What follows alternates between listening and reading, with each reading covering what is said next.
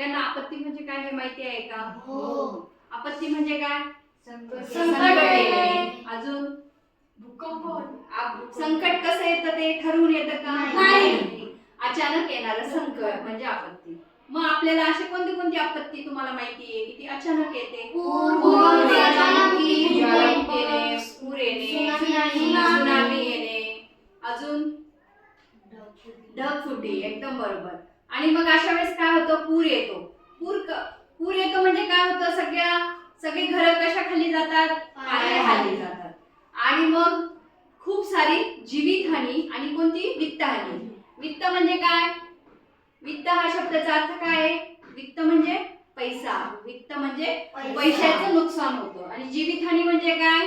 माणसं मरतात. खूप सारे काय होतात? माणसं मरतात. मग या वित्तहानी, जिथे खूप पाऊस पडतो अशा भागामध्ये वित्तहानी होऊ नये म्हणून काही उपाययोजना आपल्याला करता येतील का? सांगा. तुम्ही जिथे खूप पाऊस पडतो आणि ते लोक मरू नये किंवा ते लोकांना कुठलेही नुकसान होऊ नये म्हणून आपण काही सूचना देऊ शकतो का? काय काय करू शकतो आपण? समुद्रापाशी घर नाही बांधायचे. हा, समुद्राच्या एकदम लगत घर नाही बांधायचे. अजून काय करू शकतो आपण? आता नद्यांच्या काठी खूप सारे घर कायम असतात की नाही? आणि मग त्यांना तर तिथे राहावंच लागणार आहे. मग आपण काही नवीन आयडिया वापरू शकतो का की त्यांचे घर कसे पाहिजे? एकदम बरोबर. त्यांचे घर लाकडाचे, हलक्या विटांचे घर त्यांनी बांधायला पाहिजे. मग असंच आपण आता आपण सगळ्यांनी मिळून आपण असं हलक्या विटांचं घर बनवू शकतो.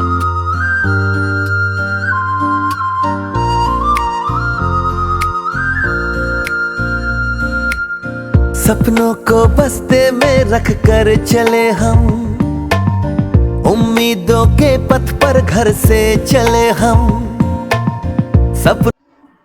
नमस्कार, माझे नाव मुजाहिद हबीब शाह. मी इयत्ता 7वी शिकतो. नमस्कार, माझे नाव रेहान रमेश शाह. मी आता 8वी शिकतो.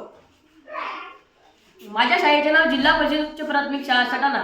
मित्रांनो, समुद्राच्या किनाऱ्यावर मासेमारांचे किंवा साधारण लोकांची घरं असतात.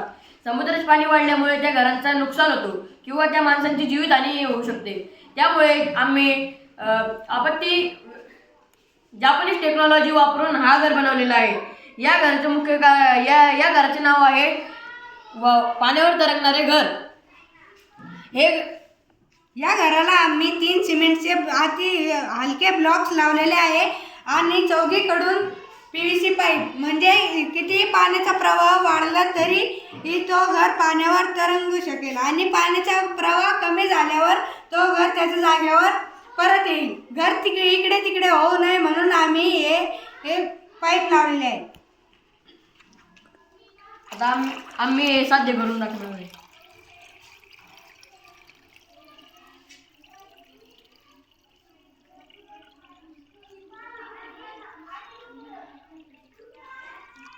हे बघा, आम्ही याच्यावर किती वजन देऊ राहिलो ते खाली जाऊन वापस परत वर येऊ लागले.